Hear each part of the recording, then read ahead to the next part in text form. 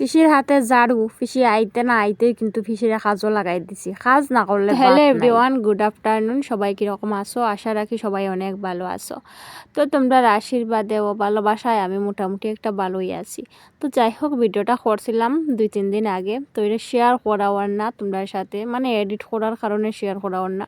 কয়েকদিন থেকে এত পরিমাণে চাপ পড়ছে উপরে, মানে ভিডিও এডিট করারও সময় পাই না, এই অবস্থা লাগছে। আজকে কয়েকদিন থেকে যে ভিডিওগুলা তোমরা সাথে আমি শেয়ার করতেছি, এই ভিডিওগুলা কিন্তু অনেক কষ্ট করিয়া বন্ধুরা, মানে ভিডিও আপলোড করার সময় আই যায়, এরপরে ভিডিওটিরে এডিট করিয়া বা নতুন করে বানাইয়া আপলোড দিলাম, মানে অনেক কষ্ট করিয়া দিলাম।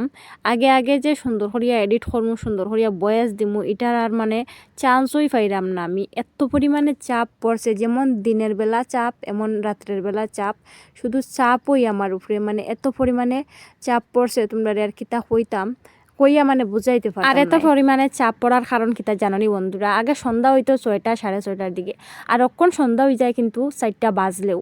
তো লম্বা দিনে দেখিও কাজ বেশি থাকে না, আর বিকাল থেকে মানে অনেক কন ফ্রি থাকা যায়।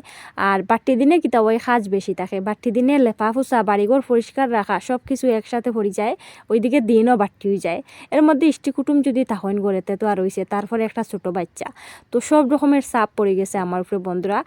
মানে 2 বেলা 3 বেলা রান্না করা, তারপরে সংসারের সব কিছু করা, তারপরে পিসিরে মানে যত্ন নেওয়া, তারপরে মানে আমার একটা ছেলে আছে, ছেলেরও যত্ন নেওয়া, তারপরে কাপড় চোপড় ধোয়া, উঠান বাড়িঘর লেপা, সব কিছু একলগে চাপ পড়ে গেছে। সেই কারণে আজকে কয়দিন থেকে তোমরা আমি মানে ভালো করিয়া সময়ও দিতে পারতাম না, নিজেও একটা ভালো। তো এইখানের মধ্যে অনেকের মনে প্রশ্ন থাকতে পারে যে তোমার পিসিয়ে তো কাজ করতা, তাইলে পিসিরে আবার যত্ন নিতে লাগেনি? তো যত্ন বলতে আমি কই, দেখো পিসি আইসুন আমার বাড়ি বেড়ানিত, তো পিসিরে তো আর কাজ করতে দেওয়া যায় না।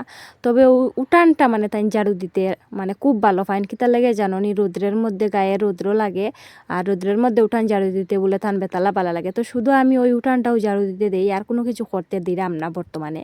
কারণ তাই 2 দিন মানে আরাম করার লেগে আইসুন, ঠান্ডে যদি কাজ করতে দিই তাইলে কীরকম হইব কও? তো একজন কুটুম মানুষ যদি গড়ে থাকেন, মানে একটা ঝামেলা বাড়ি যায়, এটা আশা করি তোমরা বুঝবাই। কুটুম মানুষ 2 দিন বাড়িতে বেড়ানির লাগে আইন, এখন তারা রাতানে যদি কাজ করাইতে কেমনে হইব কও? তো এমনভাবে আমার কাজ করতে লাগে যাতে পিছিয়ে একটা কাজও ধরতে পারি না। যেমন যে কোনো কাজ করতে গেলে মানে দৌড়াইয়ে দৌড়াইয়ে করতে লাগে, যদি কাজটা ফালাইল থাকে তো পিসি মানে লাগি যাবা করাত। তো এরকম আর কি দৌড়াই দৌড়াইয়া করি, পিসিরে মানে চান্স দেই না করতে। তো এরকমই চলের। তারপরে মানে একজন মানুষ কিন্তু যখন কুটুম বাড়ি যায় তখন মনে মনে আশা করে যে কুটুম বাড়ি গিয়ে 2 দিন আরামে থাকবো, ভালো থাকবো, কাম কাজ করতো নাই। আমিও ওইটা মনে মনে আশা করি, যদি খেউরের বাড়ি যাই তো মনে মনে আশা করি যে কুটুম বাড়ি গেলে 2 দিন ভালো থাকমু, রান্না বান্না করতাম না, একটা মানে আরামে থাকমু। তো এরকম মানে মানুষরে মানে আনিয়া তারপরে কাজ করাইনটা খাটে না।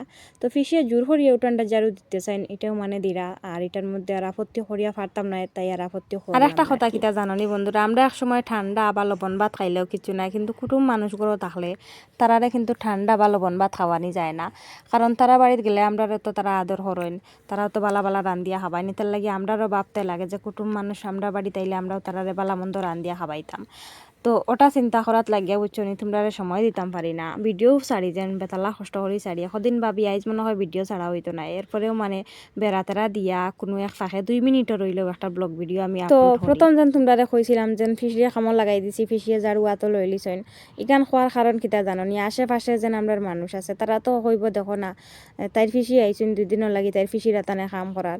তো আমি কইলাম তুমি তা করিও না গো, আমি কিতা করি না নি কও, তুমি তা না খালা আমি করি না নি, তুমি তা করিও না। তান্ডে কইলে তাইন বুঝুন না, তাইন হইবা তুই তোর কাম কর আমারে করতে দে। তো তাই নিখান বুঝুন না, মানুষে যেন কিতা কইব, তাইন হইবা মানুষের কথাই আমার কিতাইতে যাইতো, আমার ইচ্ছা করে আমি কাম করতাম, আমি কিতা মানুষের বাড়িতে থাকলাম না তোর বাড়িতে থাকলাম।